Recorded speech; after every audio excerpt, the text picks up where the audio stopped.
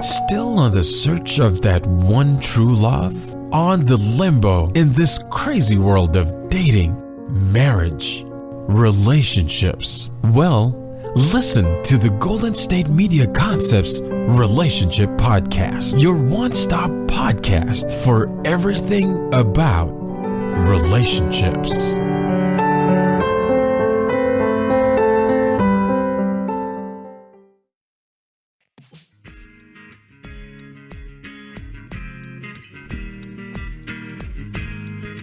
Well, hello, and welcome to another episode of Golden State Media Concepts Relationships Podcast. I'm your host, John Johnson, and in this episode, I'm going to talk a little bit about how to handle a conflict or an upset.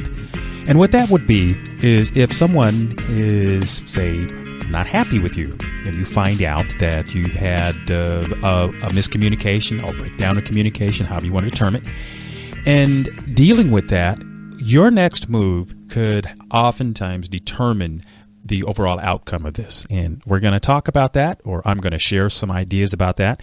And we'll do that right after this.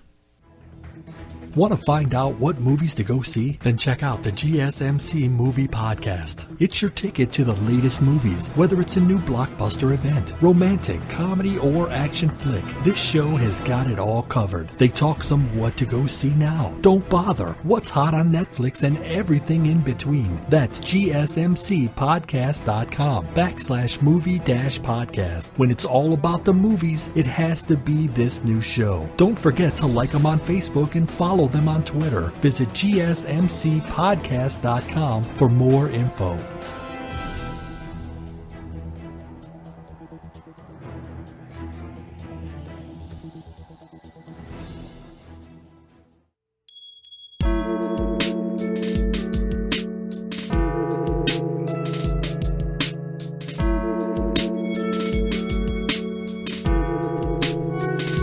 And welcome back, and thank you again for joining me on episode 20 of Golden State Media Concepts Relationships Podcast. In this episode, I'm going to talk a little bit about having an upset or a conflict.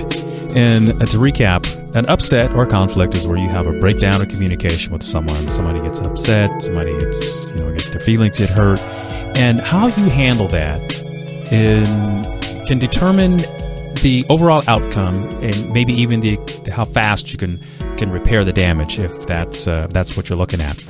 So say somebody comes to you and says you've done something and they're upset with you. Whatever it is, I believe we can handle this all the same way. And it doesn't matter whether it's true or not true. I think what you want to grasp here is, number one, you can appreciate the fact that someone is telling you how they feel. So you're going to take in the information, you're going to listen to them, and obviously you have a reaction, but let's wait as far as how you're going to react until after you find out what you think is going on.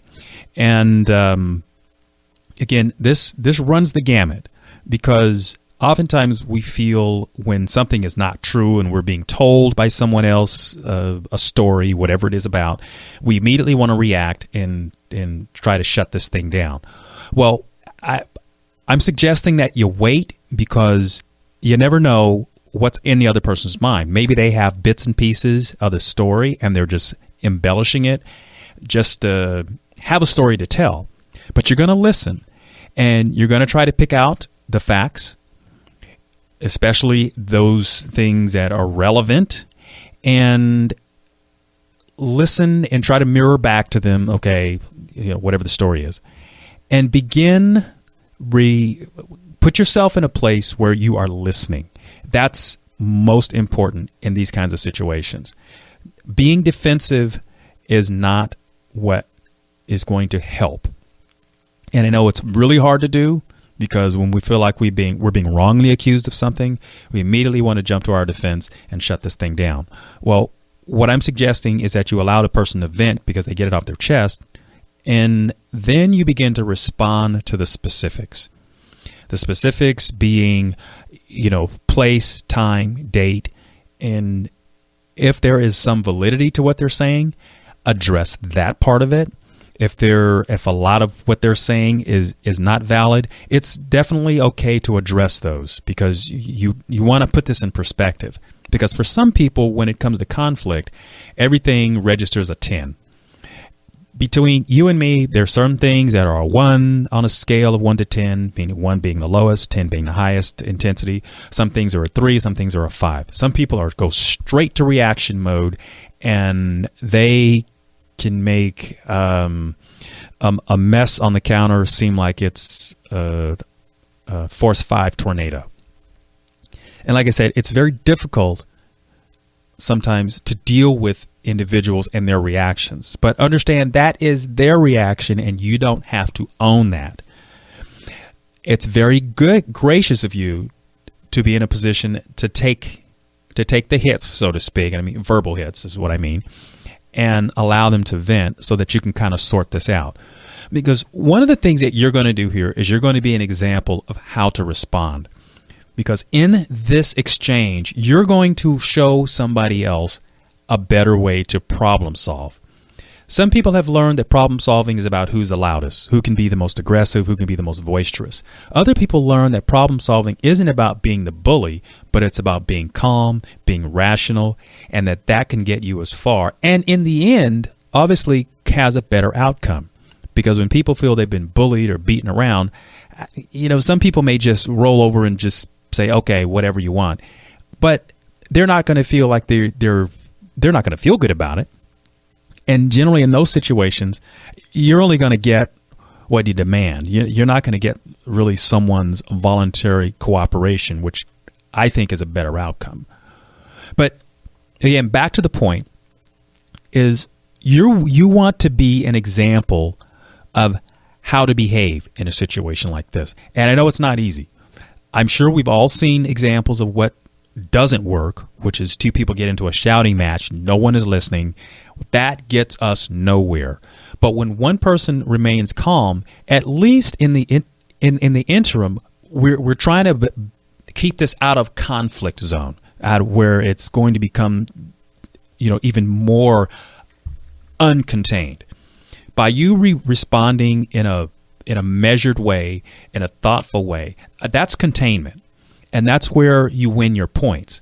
Because as you begin to explain your point of view, and you do it from a place of calm and rational voice, demeanor, I think it's much more plausible that you can be heard, and for that, you can be respected in your point of view. And if this is something that happens in a group of people, in a public surrounding, you're more than likely going to get points for being able to respond in a calm and rational manner. And that actually works in your favor.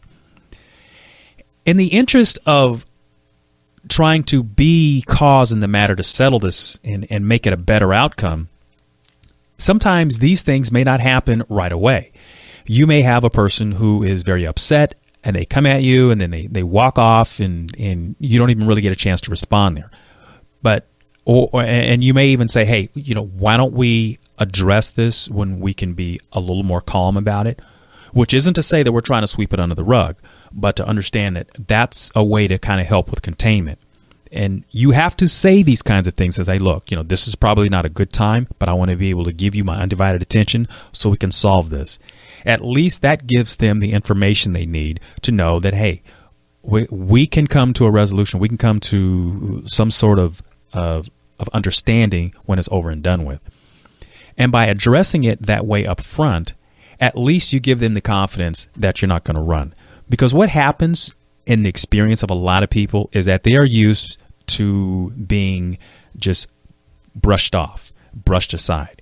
And nothing makes a person feel more dismissed than to not be acknowledged for how they're feeling. You see, so you've acknowledged that there's a conflict. You already have the information for me about how to respond to this, that it's not about being loud and getting into someone's face, but it's about being calm and rational and listening. Because this is where your listening skills and your ability to have empathy is going to work to your favor. It's going to work to your advantage.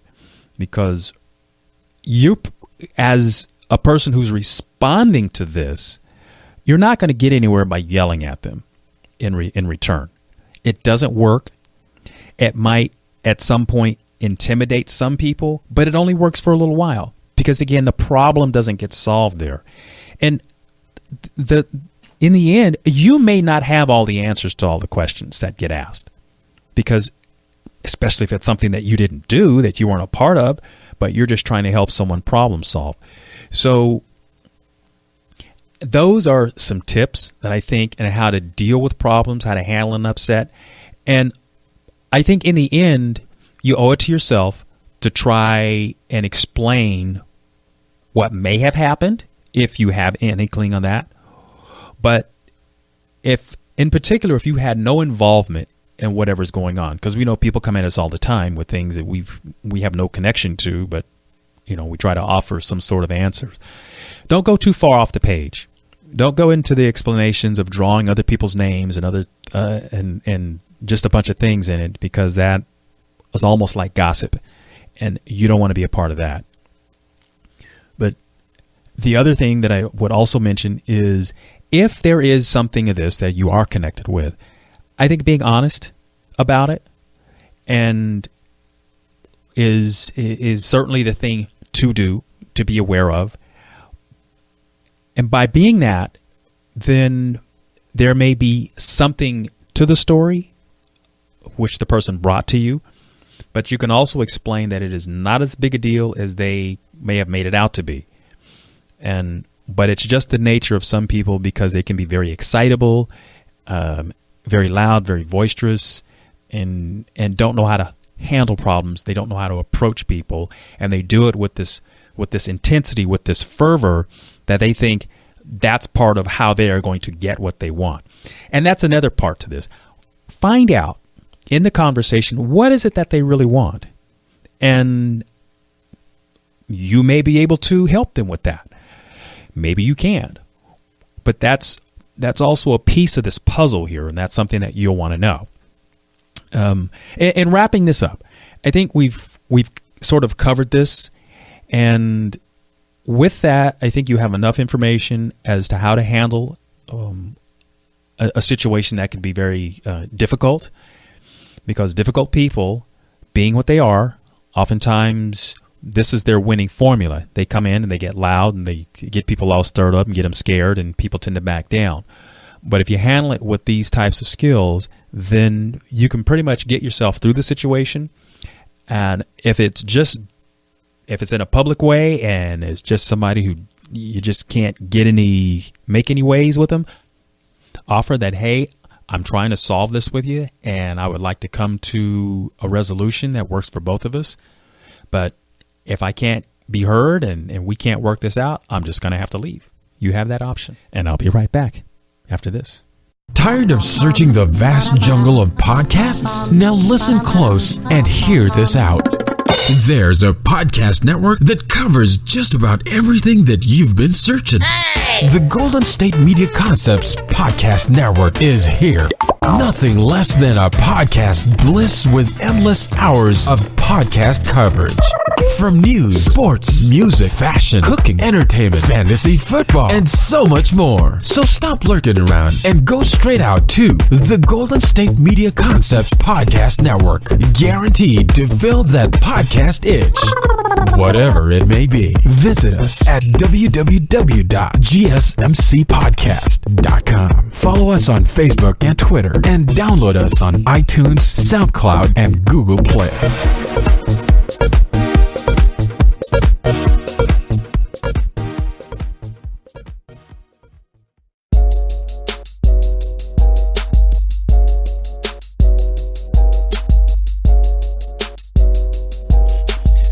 Hi there, and we're back. I'm John Johnson, and we're talking about relationships. One of the most difficult things you're going to ever have to deal with is family members.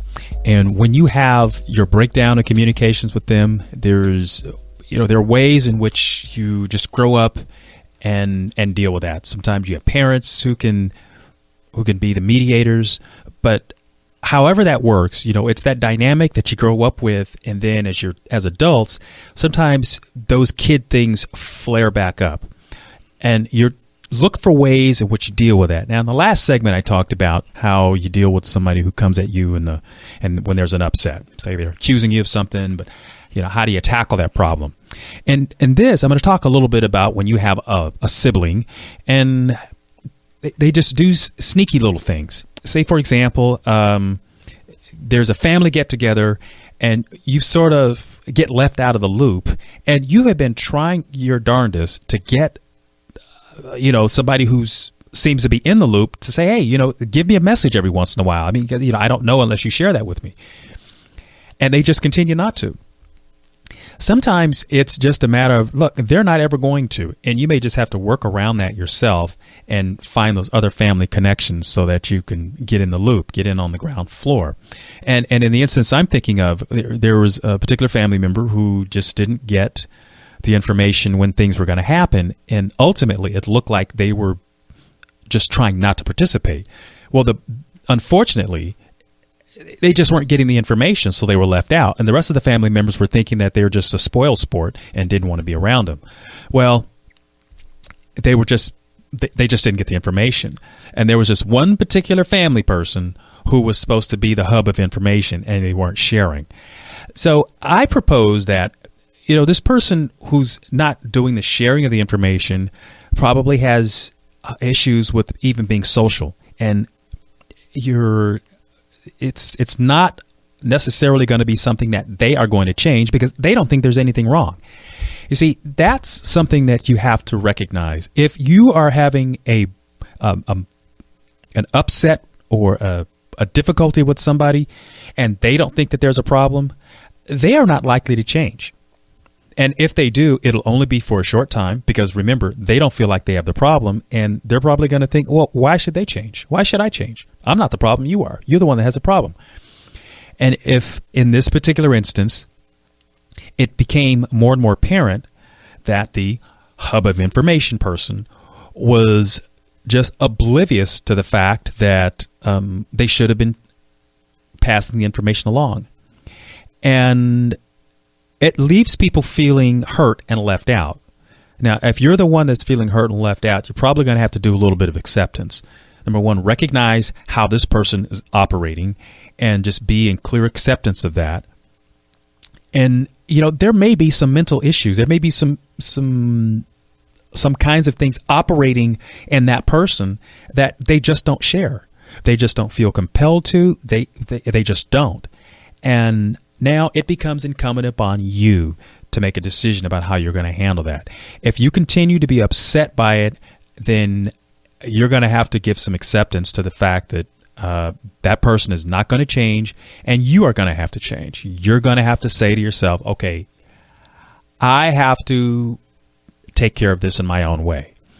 And by doing that, you reclaim your power.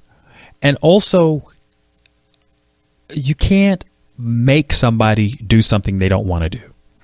Okay? Let's just accept that part about life. You cannot make someone do something they don't want to do.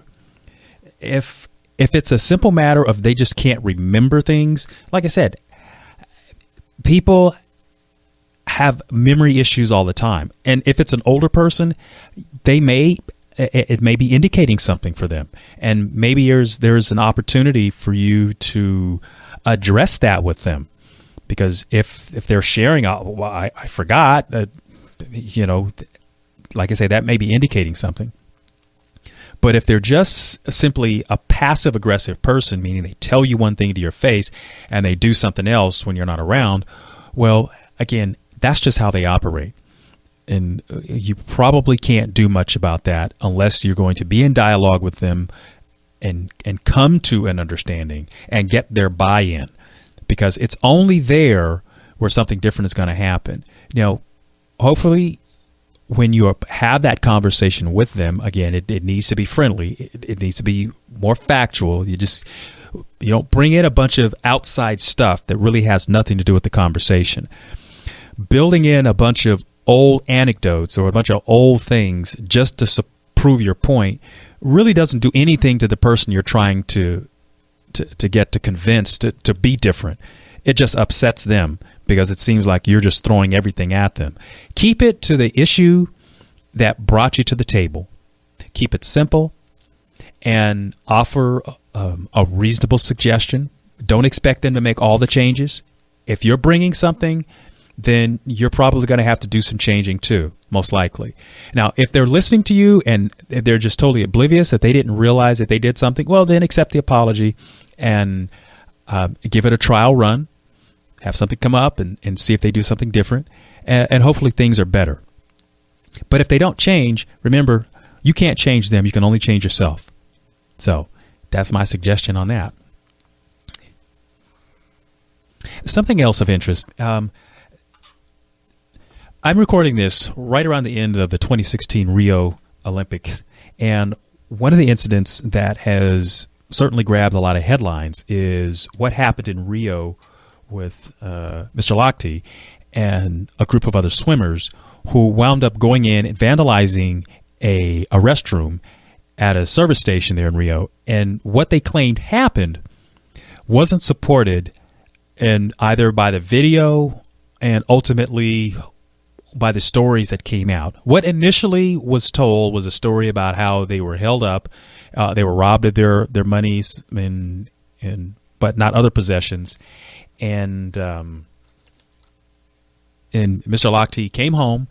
The other three swimmers were detained and were questioned because it just seemed like everything didn't add up. Mr. Lochte went on to tell a version of the story that turned out to be patently false. And as it turns out, the young men had been out drinking and therefore being inebriated, there was some property damage, and as they had described that they were being robbed, it appears that there was a gun that was involved. There were some security personnel that apparently were aware of something that had happened. They drew a gun. There was some money that was exchanged, and in the interest of just speeding this along, Mr. Lochte had said that they were robbed. What the story was later changed to reflect was that money was given to the security people to pay for damage. Now, the reason I'm bringing this up is it has to do with lies and why people tell lies and ultimately the fallout for having done so. And if you're a person on either side of this, I think you can follow along and probably feel this out with me. The reason people tell stories, and that's a nice word for it.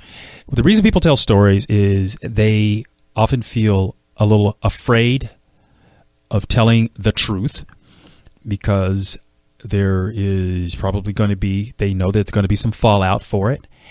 And having to pay for or make atonement for something that they've done is oftentimes very difficult for people. They obviously feel a certain amount of shame, and taking accountability of that is very difficult. People know oftentimes when they do some bad behavior, they may not realize what it's going to turn into. And then and therefore, when they see the damage, then they want to lie about it. And they say to themselves, okay, I'll never do that again. Well, sometimes the fact that they get in the habit of doing things and not getting caught, and they feel that they can sort of continue to do that. But back to the person that lies. This is a person who is being questioned about what they've done and why they want to answer the questions or be honest about it. It's a fear. Basically, it's fear. And when you're afraid of being held accountable, of having to answer these kinds of things, you can't imagine what goes on inside of somebody. Children learn it because obviously children are afraid of being punished, be it however the punishment happens, whether they're put in a room, isolated, whether they're spanked, however that punishment thing happens. And then people grow up with that sort of imprint in terms of a reaction to it. So immediately they're stunned, they're stopped.